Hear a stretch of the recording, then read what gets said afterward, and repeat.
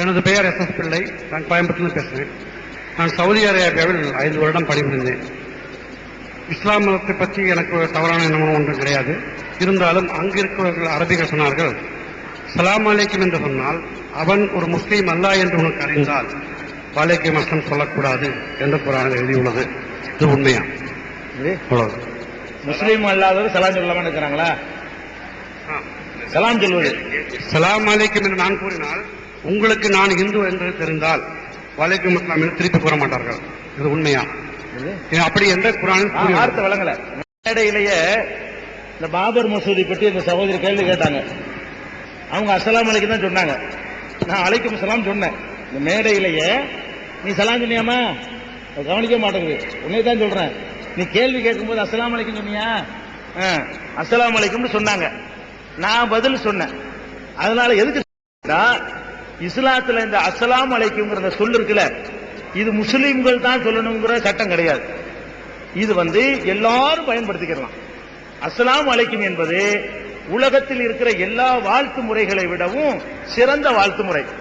இப்ப உதாரணமா எடுத்துக்கிட்டோம்னு சொன்னா, குட் மார்னிங்கிறீங்க, நல்ல காலை அல்லது நல்ல பகலு, நல்ல மாலை, நல்ல இரவுங்கிறீங்க. இத இளவு வீட்டுல போய் சொல்ல முடியுமா?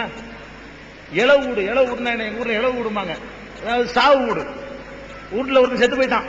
அவன் வீட்டுல போயிட்டு நல்ல காலை சிறுபடும் அவன் சொல்லுவானா இல்லையா? அவன் வேண்டா செத்து பறி கொடுத்துருக்காங்க, நல்ல காலையா கேட்பானா இல்லையா? ஒரு துக்கமான ஒரு வீட்டுல போய் கொண்டு இந்த வார்த்தை யூஸ் பண்ண இயலாது. எல்லா இடத்துக்கும் மேட்ச் ஆக மாட்டேங்குது. அதே மாதிரி வணக்கம்ங்கிறோம், நமஸ்தேங்கிறோம், நமஸ்காரம்ங்கிறோம். இதுகள் எல்லாம் மனிதனை கும்பிடுற மாதிரி வருது.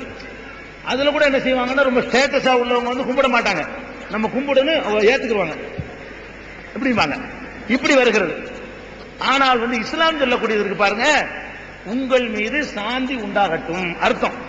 அஸ்ஸலாமு அலைக்கும் சொன்னா உங்களுக்கு நிம்மதி கிடைக்கட்டும் அப்படின்றது. இந்த நிம்மதிய கல்யாண வீட்லயும் போய் சொல்லலாம், உங்களுக்கு நிம்மதி கிடைக்கட்டும், அவனுக்கு வேணும். கருமாதி வீட்லயும் போய் என்ன செய்யலாம், உங்களுக்கு நிம்மதி கிடைக்கட்டும். ஒரு வியாபாரி இருக்கிறான், உங்களுக்கு நிம்மதி கிடைக்கட்டும். லாபம் அடைஞ்சிட்டான், நிம்மதி கிடைக்கட்டும். நஷ்டம் அடைஞ்சிட்டான், நிம்மதி கிடைக்கட்டும்.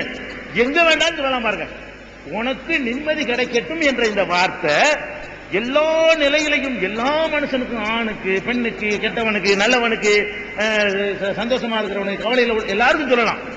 அப்ப இத என்ன செய்யணும்னா, நாம பழக்கத்தை கொண்டு வரணும். இது நல்ல அழகான சொல். இத நம்ம முஸ்லீம்கள் தப்பா விளங்கிக்கிறாங்க.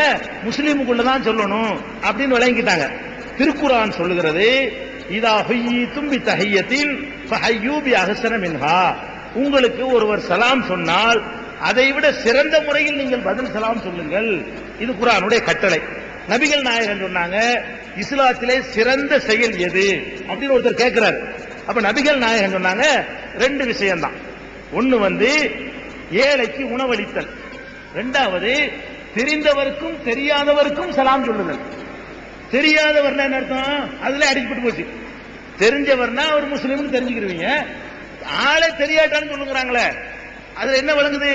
அதுல ஜாதி மதம் இல்லைன்னு விளங்குது. தெரிஞ்ச ஆளுக்கும் சொல்லு, தெரியாட்டாலும் சொல்லு. அப்படி நபிகள் நாயகம் காட்டி இருக்கும் பொழுது விளங்காத முஸ்லீம்கள் என்ன பண்றாங்கன்னு கேட்டா, தங்களுக்குள்ள அஸ்ஸலாமு அலைக்கும்ங்கறாங்க. எல்லாரும் ஒருத்தருக்கு சொல்லிக்கலாம், நீங்க எனக்கு அஸ்ஸலாமு அலைக்கும்ங்கலாம்.